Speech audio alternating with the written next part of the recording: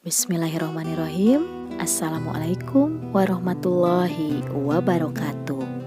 Sampurasun. Wilujeng enjing, wilujeng patepang deui sareng ibu dinten ieu dina pangajaran bahasa Sunda. Dina tema 7, miara tutuwuhan jeung ingon-ingon ngeunaan alat paranti ngalalauk. Sate acan urang diajar sapertos biasa ngadua heula supados pangajaran dinten ayeuna dipasihan kalancaran. Ngadua dikawitan. Rengsek. Di dieu aya hiji carita pondok nu bakal dibacakeun ku ibu. Hidep cukup ku ngaregepkeun naon anu dibaca jeung ningali nu kumaha alat paranti ngalalauk teh. Tah, judulna teh miara lauk. Yuk urang regepkeun. Digigireun imah Angga aya balong leutik. Balong teh dipelakan lauk emas. Mani resep pisan ningalina.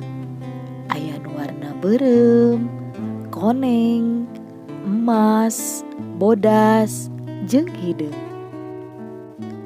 Balong nu sakitu leutikna teh dipelakan kurang leuwih 100 lauk.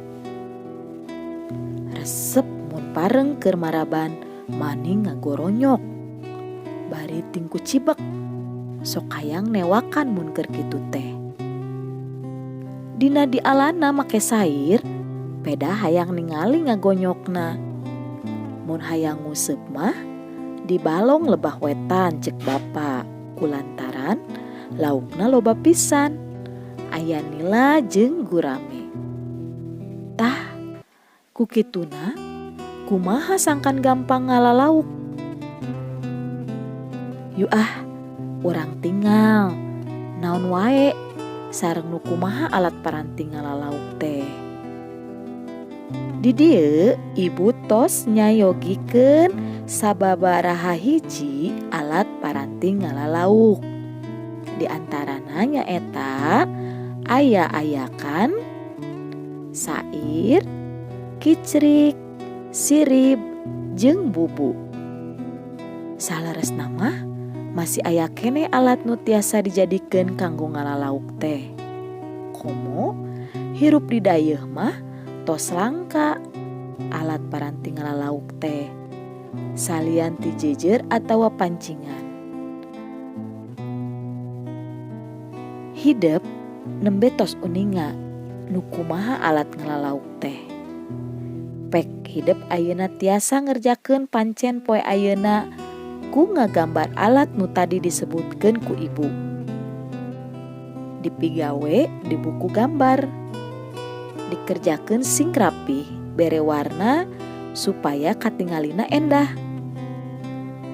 Mung sakitu wae pangajaran dinten ayeuna. Mudah-mudahan aya mangfaatna pikeun hidep. Nu tadina teu nyaho jadi nyaho. Wabillahi taufik wal hidayah. Wassalamualaikum warahmatullahi wabarakatuh. Hatur nuhun.